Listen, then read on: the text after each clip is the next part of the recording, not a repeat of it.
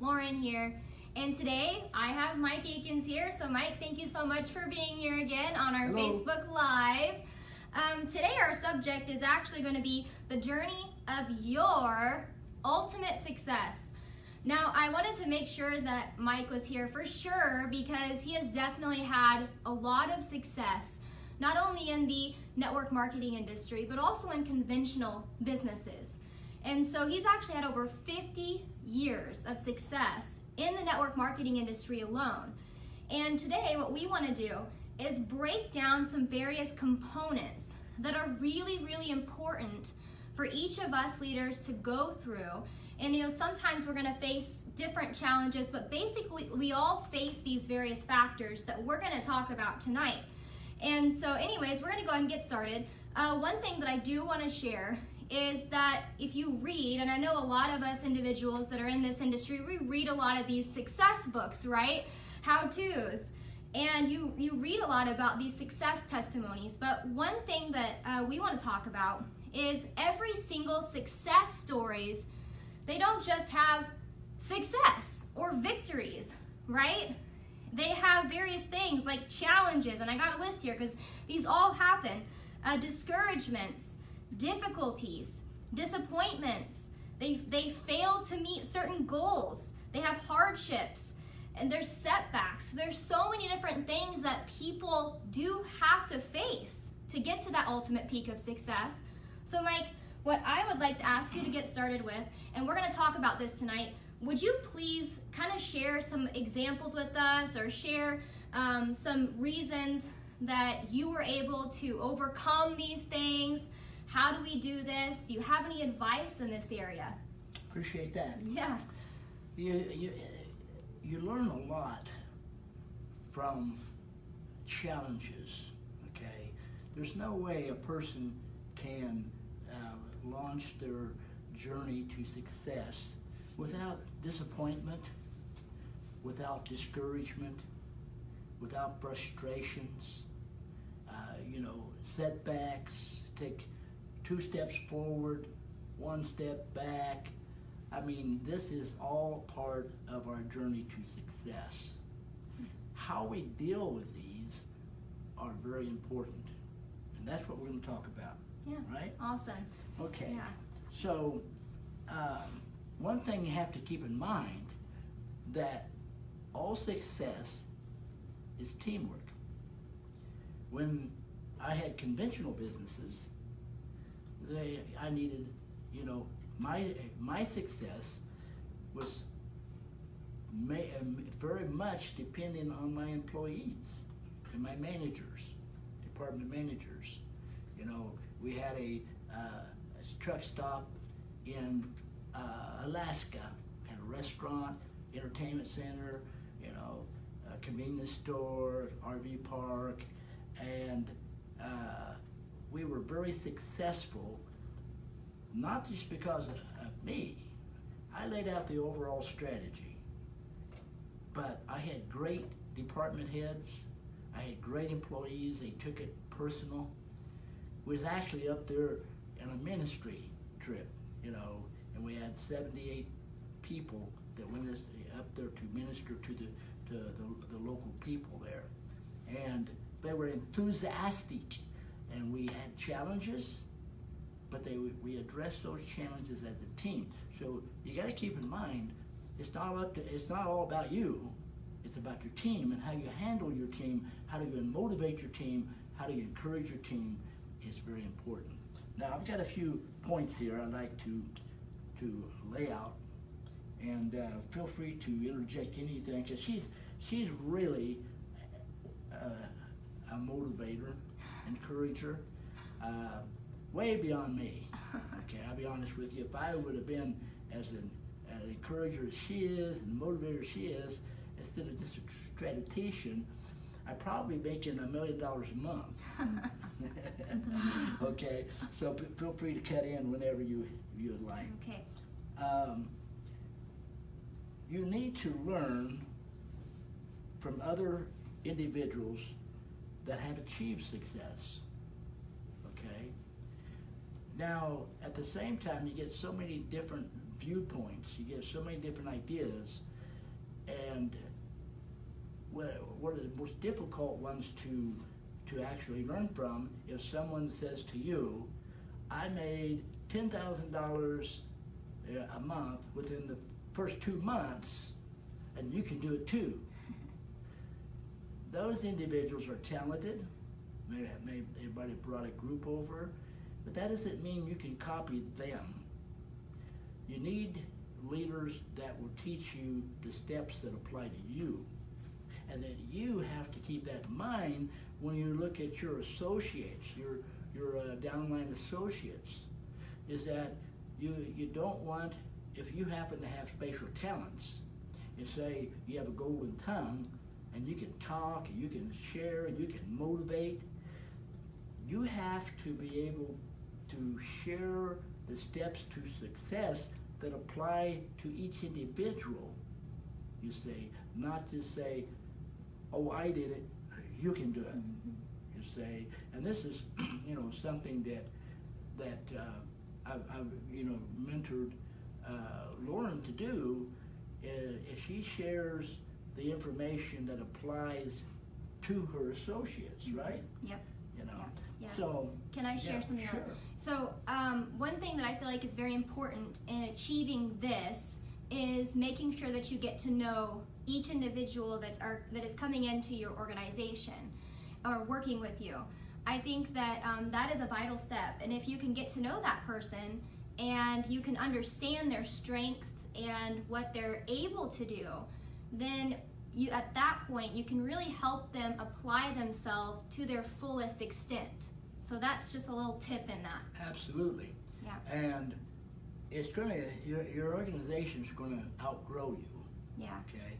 So you need to train your leaders To do the same. to do the same, get to know their people, Yeah. and apply the information according to that person's need. Yeah. Okay. You really need to believe in yourself. Yeah. That's not easy to do when you first start out. Or if you've had experiences in the past, and say you've been in 2 or 3 programs. Let's say you even was successful in a program, but then something happened and you're starting over. It's difficult sometimes to really believe in yourself, or even have the determination to start over, you say. So I want to talk about believing in yourself, okay? One important part of believing in yourself is really understanding the opportunity that you're involved with, okay? So if you don't really understand the opportunity and how to apply yourself to that opportunity, in weak moments, you're going to leave that opportunity. You're going to get frustrated, and so often when we get frustrated, we have moments of discouragement. Right. So often we start blaming other people, we start blaming that opportunity, blame the products. I suggest don't do that. Of course you analyze the dynamics of your program, and you try to understand the strengths of and weaknesses of your associates. Yeah. But don't blame people. If you don't achieve a goal, don't blame other people for it. Just strategize, you see, and learn okay, I thought this person could do certain things, and it's not their time. Yeah. They didn't do it. Yeah. You see, but if you start blaming them, you're going to drain the energy out of them. You're going to create problems for them and challenges, and you'll lose them instead of just understanding them. Yeah. Yeah. And you've experienced this a number of times. Yeah. Okay, to believe in yourself, you got to look for testimonies in this particular opportunity, and look at other people that are successful that are similar to you. Yeah. Don't pick someone, let's say you're just getting started. Don't pick someone like Mike Akins, Dave Daughtry, Herminio, Juan Rosado, at their point of success. Now, with Juan, you can look at where he started. That's that's very good. And you don't know much about where I started back 50 years ago, or more than 50 years ago. Yeah. But you need to pick people that you can relate to, and you look at their testimony and relate it to you. Yeah. Because if you're looking at people that already been in it many years, they've already learned a lot. And if you're trying to look at their success, that's not as much encouraging to you. Yeah. Okay. Okay. Now let's talk about goal setting. Real fast. Yes. Let me interject. I Sure. want to say something on believing in yourself, and that is, I've experienced this personally, and I think that it's a difficult thing, to really believe in yourself when you're getting started in your journey, or sometimes maybe been in that journey for a while and just not achieved that degree of success that you're desiring to or hoping to achieve. Or maybe it's the fact that you've tried different opportunities and just could not get to that level of success. But there are different reasons behind this. Actually, some of it is even just because we have poor self-esteem or self-image that has literally developed since we were children. And so it is a very hard thing to overcome. And I believe that this is actually one of the challenges that really holds a lot of people back from jumping into that ocean of faith, okay? Personally, I've really felt like that this industry has helped me understand faith. And faith in myself, faith in others, faith in this opportunity, faith in my capability, faith in so many areas. And if you guys don't know the definition of faith, faith is believing in something that you don't see. And when I first started this journey, I did not see myself standing where I'm at today. And guess what? I don't capture the complete image of who I'm going to be in the future. But I do know this. I do know, like Mike said, this is an outstanding opportunity. I do know that this opportunity is literally the best avenue for me to be able to achieve my full potential. And I also was able to interject. So Mike, he's my upline, my direct upline. And I've had many, many, many nights where I got to these points where, and yes, I am a girl. So some of you guys that are going to say this, oh, she's such a girl. Well, I am a girl. And I cried. I had moments where I was just like, I don't know why this isn't working. It's just not happening the way I want it to happen. And, this time has developed true faith. And I was able to go ahead and believe in what Mike was seeing in me. So those of you that are upline, it is vital to make sure if you see something in somebody, you tell them. Because if Mike wouldn't have told me what he saw in me, I wouldn't have moved forward. I'm going to be honest. I would have given up. And it would have been such a sad thing to give up. I think about everybody that's in my organization now, my marketing family, that may not have been connected to this amazing life-changing program if I would have given up. Each person is so vital. And if you see that in that person, then you need to go ahead and encourage them in those moments and inspire them and tell them, look, and I've done this with Kate. She's actually the one videoing this. Kate has come to me and she said, Lauren, I don't see what you see in me. I said, that's okay. I didn't see it in myself. Nobody does when they first get started. You have to believe, choose to believe. And I told Kate, plain and simple, it's faith. Are you going to choose to believe in yourself or not? And those that choose to go ahead and believe in yourself, those are the ones that are going to give it all they got. The ones that choose not to believe in themselves are not going to give it their full potential, period, right? They're going to be hesitant. You want to be able to apply your full potential into this because this is the best of the best, you guys. This is amazing. And so that's so important. I just wanted to really go ahead and emphasize that because this is such a vital aspect of every single person achieving their full potential. Nobody starts out at the top, right? Nobody starts out at the top. Every single person that is at the top today had to start from the bottom. Every person today that is at the finish line of their success had to start from the starting line. Every single person had to run the race to success. You can do it, okay? That's why we're here. We're here to show you your potential. We're here to tell you that you can. Now, I want all of you guys that are on this Facebook Live to do the same thing today. As soon as you watch this video, I want you to think of 5 people you know that have potential. Something good that you see in them, and I want you to take that information to them because guess what? Sometimes they don't even know it. But you tell them and it's going to give them that glimpse, that idea, that possibility that maybe, just maybe, they really can do it. And maybe you're the person that needs to tell them that information. Maybe you're the person that needs to connect them to a life-changing opportunity, like Mike did for me. Mike, back to you. Okay. Amen, sister. I feel like a news lady when I said that.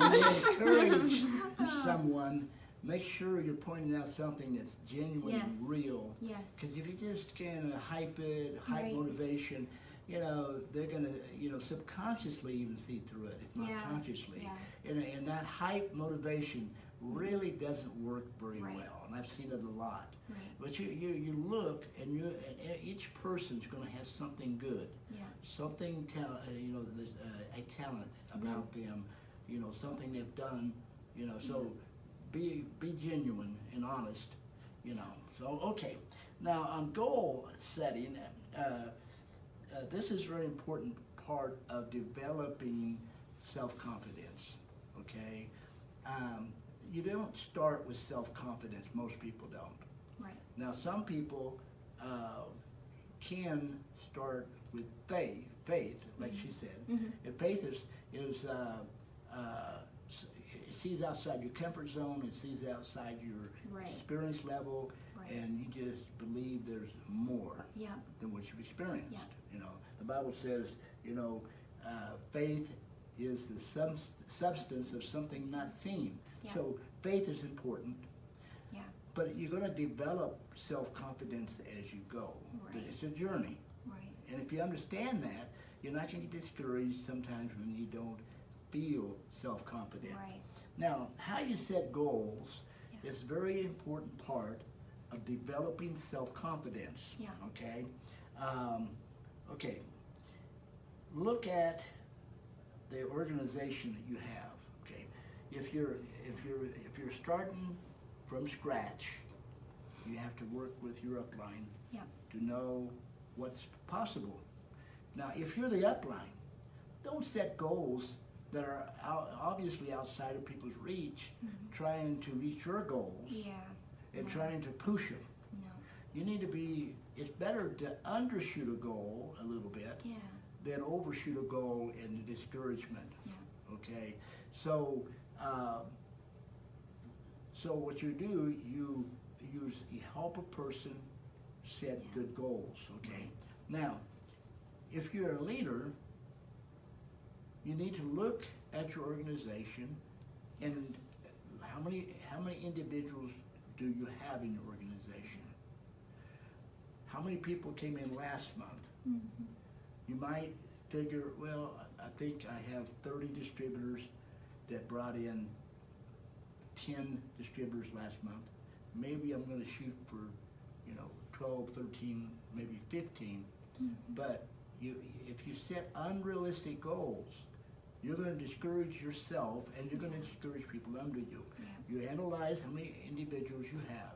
You analyze what have they done in the past. Yeah. And then you help them set goals. Right. Okay? And that's where you set your goal. Yeah. If you set goals that are too high for your organization, you're just asking for discouragement. Okay? we want to achieve our goals, and Right. we're going to talk more about that as we go.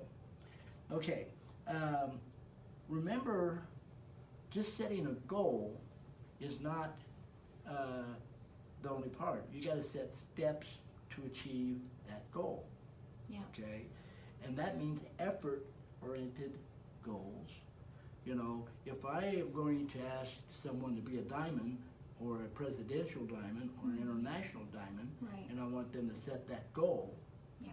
you know, I first of all got to look at the organization to see if that's realistic. Yeah. Then I've got to set up steps to that goal. Mm-hmm. How many meetings does your people need to do? How many people need to talk to a week? Right. You say, how many hours do they have available? Right. If they work full-time jobs, you don't want to set goals that they have to do or spend 40 hours achieving. Yeah. So steps to these goals, Right. and empowering them through the right systems Mm-hmm. and marketing materials, or pointing Right. to them. For Life has many different marketing strategies and Mhm. goals and marketing tools and Right. systems. Right. So, and we have a lot of systems and goals,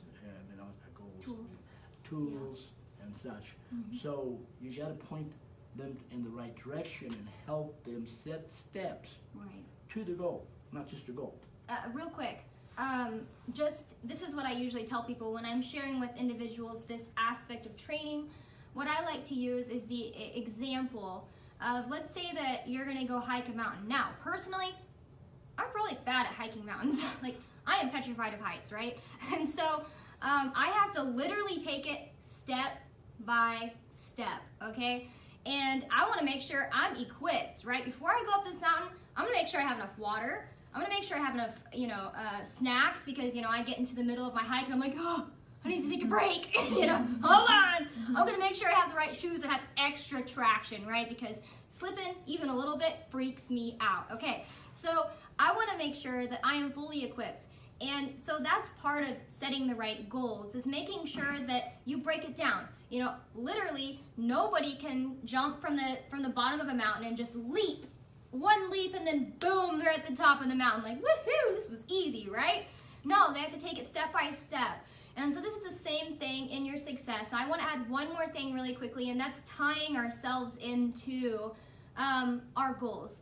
So sometimes along the way, when we have these stepping stone goals, is what I call them, when you're hiking this mountain to success, you have stepping stone goals, okay? And so sometimes when we don't meet those goals that we have, we get discouraged, and we tie that into what we're capable of, and we shouldn't do that, okay? So that's one thing that I just wanted to go ahead and point out. What you achieve in those stepping stone moments does not say what you're going to be like in the future or at the end result. As long as you keep climbing and taking those steps, you're going to get there. It has nothing to do with you. Every single person, success is not about the destination. Have you heard that? Success is literally the journey, because success is the accumulation of things that you've learned over a period of time to equip you to become success in itself. Success is not a destination. It's literally information, okay? It's experiences. And so really fast, sorry, back to you, Mike. I just wanted to share that really quickly. Good analogy, okay? Yeah. Remember, a goal is a guess. Yeah. Don't think it's absolutely concrete, Yeah. because you're going to really hurt yourself if you think, we can do this for sure, it's this is logical, it's we can, no, it's a guess. It's a logical guess if you base it on your facts. But it's a guess. If you keep that in mind, you won't be as discouraged when you don't meet a goal. Right. Of course, that doesn't mean you're going to not try your best, but it's still a guess. Yeah. And don't confuse your desire to be at a rank with the goals. Right. I've seen people that are a diamond, and they have a goal to be an international diamond in 2 months. Mm-hmm. And with the group they had, that's illogical. I wouldn't tell them that. I try to encourage them, but and then they get devastated and want to quit because they didn't meet their goal, because they've always wanted to be an international diamond since they were a customer or a distributor.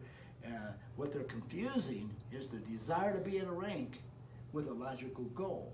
That's two different things, okay? Yeah. So, you know, and then effort-oriented goals are more solid than the guessing of result-oriented goals. Remember, this is teamwork. Yeah. You can't anticipate what everyone's going to do to help you get there. Yeah. And if you start doing that, well, this person's going to go diamond, this person's going to go presidential. You know, when you start looking at that from the perspective that this is your goal, is to become an international diamond or gold or platinum or whatever, you know, that can be really hurtful to the people that you are looking to be part of your achievement. Okay? It's a guessing, but the effort part of it can be successful. If I ask this person, you know, it'd be nice if you went, you know, what's your goal? What do you want to become?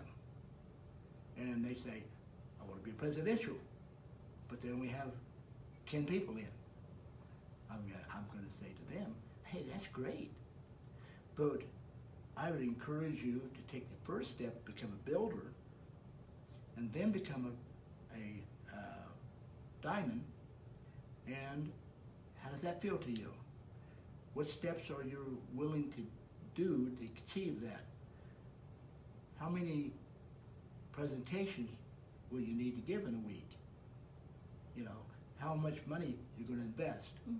How many samples you're going to give away? These are effort-oriented goals. They can achieve that and feel encouraged. Right. You see, I remember when I first got into Amway back in 1967 or something. I don't know, I forget when it was.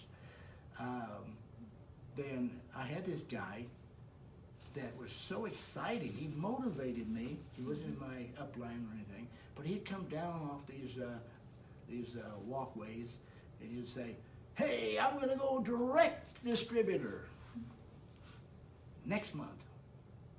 Okay? And so, but I noticed the same guy was saying that 6 months later.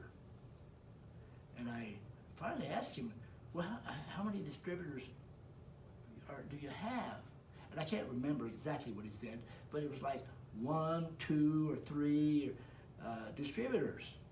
I thought, oh my goodness, they're going to be a direct 6,000 PV.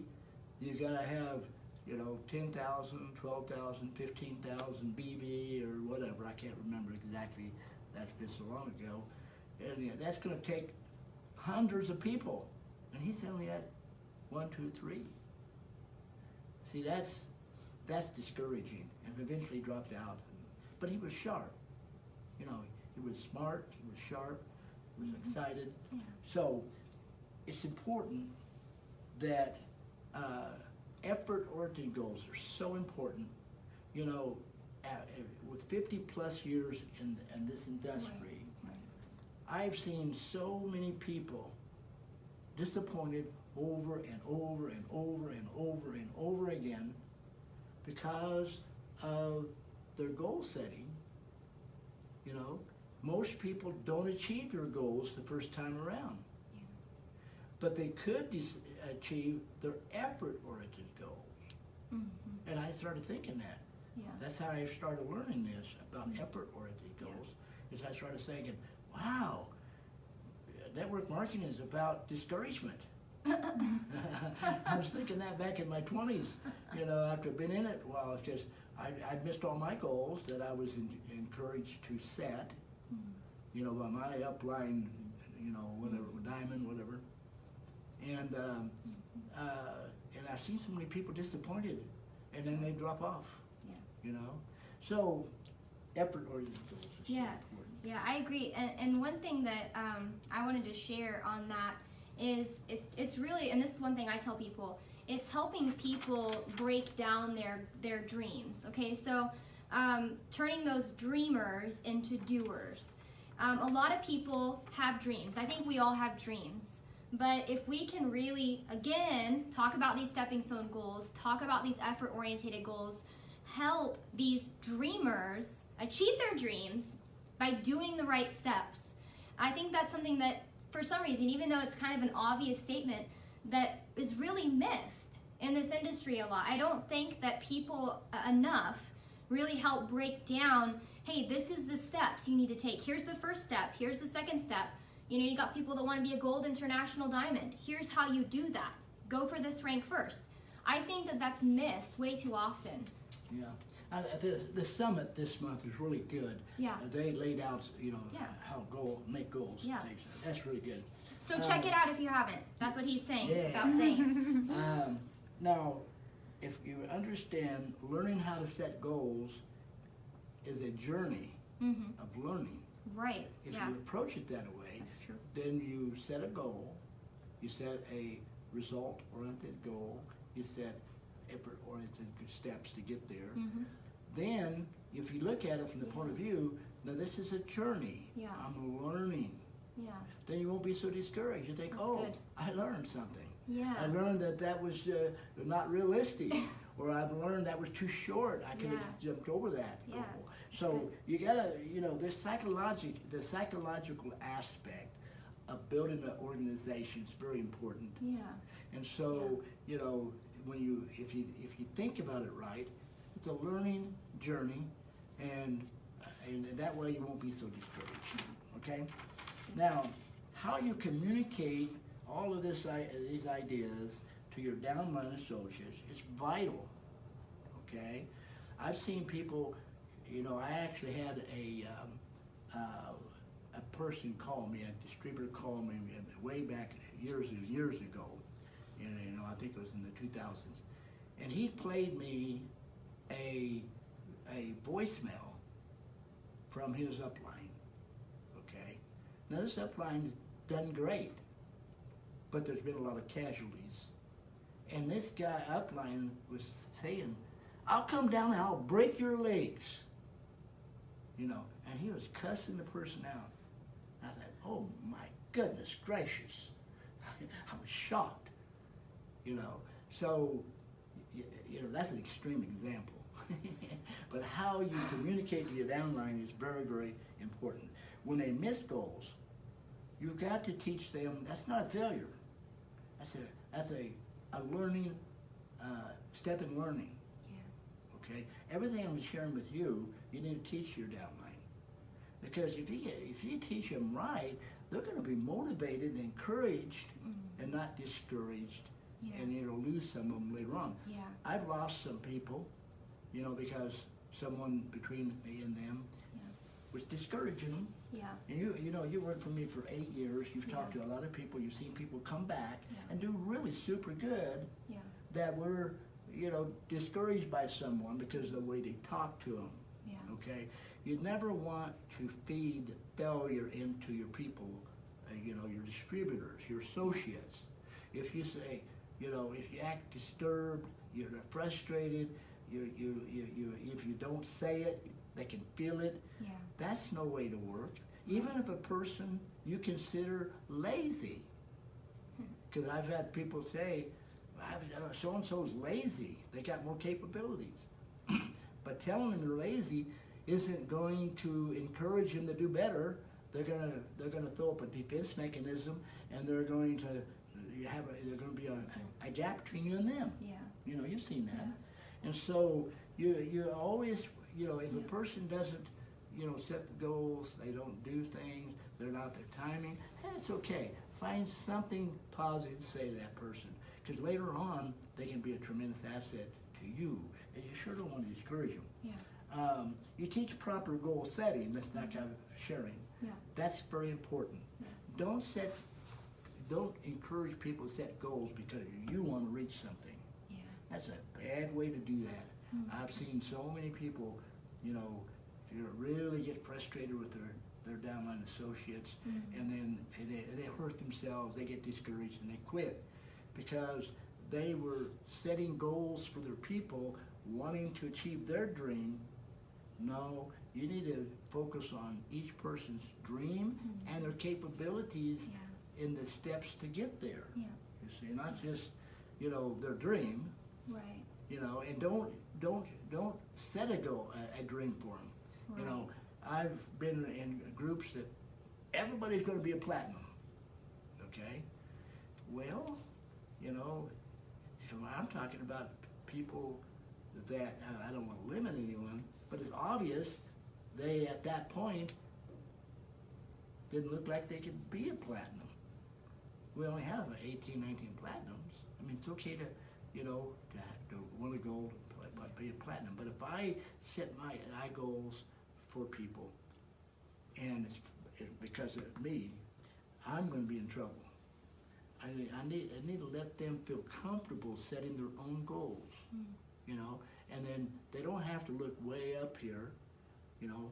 They can set, you know, hey, diamond, and then I'll reset my goals. Once I achieve diamond, if it takes me 6 months, or it takes me 1 year, or 2 years, or 30 days, that's going to let me know, and let them know what their capabilities are, and then they can set a goal for presidential. If someone says, you know, to me, and you've done the same thing, I've heard you talk to people, and they say, well, my goal is to be a platinum. Okay, I'm not going to say, well, how long do you want to set this goal for you? A year, 2 years? I'm not going to say that. I'm going to say, hey, great. And the first step of becoming a platinum is become a builder. Okay? And so we'll talk about the goal to become a builder and the steps to become a builder. And then when we get to be a builder, okay, now let's look at, you know, diamond. Now, if they took 6 months to become a builder, I'm sure not going to encourage them to set a goal in the next week to become a diamond. You see what I mean? You don't want to hold people back, but you want to make them feel comfortable and give them logic, you say, and you will give them a range of logic, so you don't hold them back. Yeah. See what I mean? True. Okay. Now, you want to encourage. You want true motivation, not just hype motivation. Oh, you can do this. That doesn't do a lot. Oh yeah, I can do this. You know. What we do and what we are is more subconscious than conscious. You can calm my conscious mind and thinking, oh, you know what you're talking about, so I can become this or that. But subconsciously, all my life, I've programmed my neurons, my environment's programmed my neurons to have a certain self-image. And you can't fool the subconscious mind as well as you can the conscious mind. So you need to get to know a person, like you said earlier. Get to know a person and understand a person and help them. But you can't. You don't want to boss them around. You don't want to show frustration. Don't even be frustrated, because they'll feel it. You don't want to be unhappy with their performance. Thank God for anything they do. If that's not the person that you had really thought they were going to do, you know, I'm not saying are, but what you thought they were going to do, then you just made a mistake in your judgment. But they might later on do absolutely, great. So you need to go sponsor somebody else. You need to help somebody else, and keep on helping that person. But you don't be unhappy with people's performance, because that you had to judge them to be able to be unhappy. You had a goal for them. You thought they could do this or that, or you thought they would want to, or you thought they had self-confidence. If they don't do what you thought, then you've made a mistake. You just made a mistake in your judgment. It's not them. They're being them. So don't be unhappy with people's performance. You know, be thankful for everybody. Don't focus on what they didn't accomplish. Focus on what they did accomplish. If they just bought product, let them know, hey, I appreciate you. You've been buying products. you know, every month, and I appreciate that. Yeah. I'm here for you. Yeah. You see what I mean? Yeah. Is it okay if I Yeah. share something? Come on. I'm kind of peeking in on your notes, and I'm like, okay, Sure. so he's getting ready to go on to another point. So I'm going to go ahead and share a couple of things on this point. And one of the points that I wanted to share is when a person focuses on the other individual, instead of your personal maybe goal in that moment, it's going to help pull the best out of that person, because if you're looking at it through your eyes and not trying to view it through their eyes, you might put pressure on them that's maybe unnecessary, or like he said, you're gonna maybe be unhappy with what they're achieving. But one thing I want to talk about is, you know, maybe someone isn't going to want to be a diamond. Maybe they just want to order product, and guess what? That is vital. Because in every platinum business, there are hundreds of thousands of product users, right?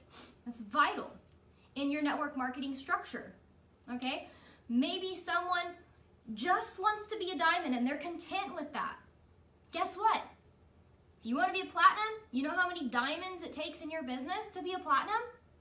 A lot.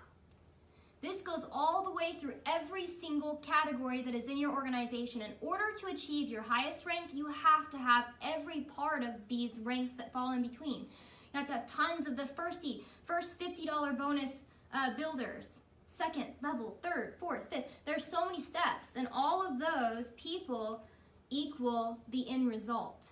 And so everybody is important. And how I look at it as is I'm just going to find out exactly what that person is going to want to achieve. And then I'm going to do my part to work with them to achieve that. Whether that be just helping them get their product order in and their loyalty order set up, then I'm content because they're content. And so if we actually do this with every person and we actually get their goals and their maximum, whatever it is, their maximum potential met, and you do this with each person, your success is going to get there. You know what I'm saying? It's going to happen. And if every single person does the exact same thing in their organization with their frontline people, and this continues, and everybody gets the maximum potential out of each person, and then like he said, sometimes you're going to have to add more people. Great, go do it. You know what I'm saying? Don't discourage that person, because that person, you know, these products are amazing. If they want to be a product consumer and don't want to build a business, let them be a product consumer, because those products are important. You know, and so and they're important for your business, but it's also important for them. So I just wanted to go ahead and share that really fast and let you move on to your next point. Very good. You know, she's a good example of encouraging and getting the best out of people. She's also a minister at 26, been a missionary, and so I've seen her in counseling with people, just turn people around, alcoholics or, you know, people who's really down and out, homeless people. She knows how to really look into a person's life and find good and bring that to the surface. So she knows what she's talking about, that's for sure. Now, keep in mind that you can't drag people to success. You encourage and you motivate realistically to get the best out of them. Mm-hmm. And that's all you're looking at. Yeah. You don't want to have a goal to get something out of someone that's your goal. Mm. You want to get the best out of them with their goals, you know, their self-confidence, whatever it is. You want to empower them to become the best them. Yeah. And that's all you should do. And keep in mind that they're in their own business. Mm-hmm. Sometimes we treat like we're their boss. They're in their own business. That's a big part of network marketing. Yeah. That everyone is independently, although we join together as a team, yeah. But they're in their own business. Let them be in their own business and try your best to learn how to encourage and motivate, mm-hmm. Inform, train, and all of mm-hmm. that. But let that person move at their own rate mm-hmm. with your encouragement. Sorry, I thought sure. Sure. So I'm going to give you guys a funny story. When you said this, it reminds me of my horse, Thunder, and I's relationship. You know, when I first got this horse, actually I was walking and I had my visual mind was just like set on this beautiful pure white horse. I can't even remember what breed it was at the time, but I was gonna go buy this perfect horse, you know, that I could breed, and it would just be wonderful. And I'm walking through this pen, and there's this horse, and it's a brown sorrow. You know what I'm saying? Which I love now. But at that time, I was like, it's ugly. You know what I'm saying? And so I actually, this horse came up to me, and he ended up just putting his head on my shoulder, and I fell in love with that horse at that moment. So the first thing I want to say is sometimes we're looking for this perfect person, but what if this brown sorrow becomes your perfect match? You never know. That's one thing to keep in mind. Now let's move on to the next part of the story. So this horse was really, I mean, it was stubborn. Have you ever heard the term stubborn as a horse? Doggone it. That horse was stubborn. I'll tell you a funny story really fast. So I was out riding with this horse. It was like the first week that I got it, and it like lays down and just like plump, like just literally pretends like it dies on the ground. And sometimes our distributors do that, right? You're like, yes, I'm so excited, and then bleh, they just kind of plop down on the ground, and they're like, ugh.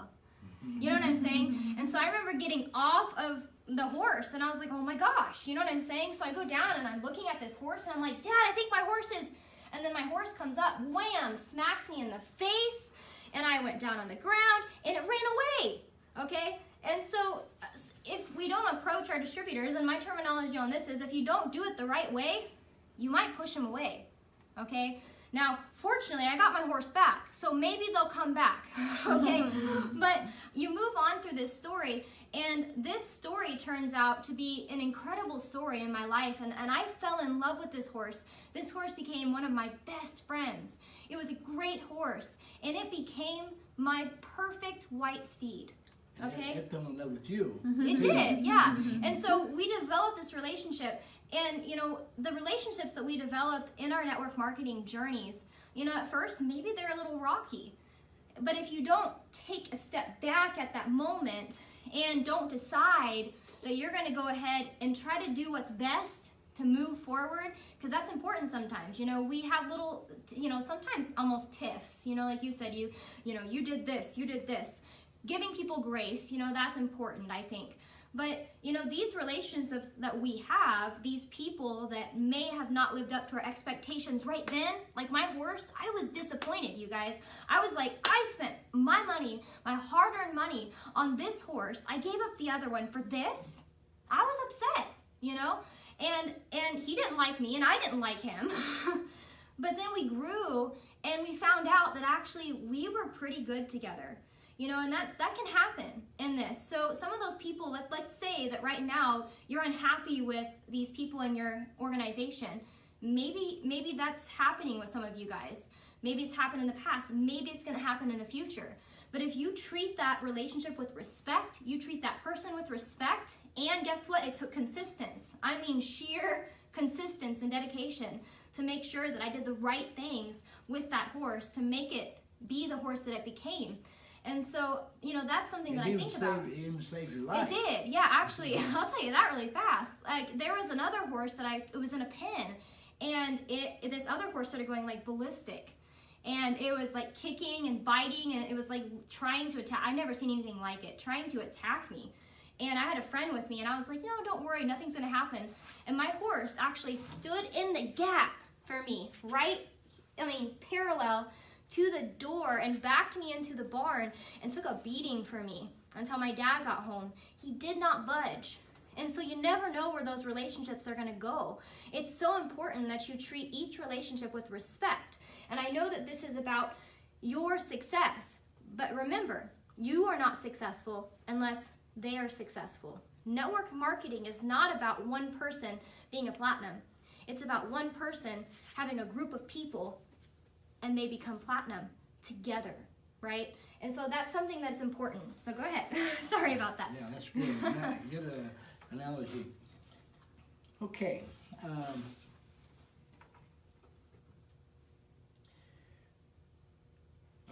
Everyone, you know, has their own timing. Yeah. When they become the best them. Yeah. Just keep that in mind.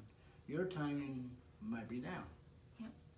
But you can't. You don't want to look at each of these pieces each of the, you want to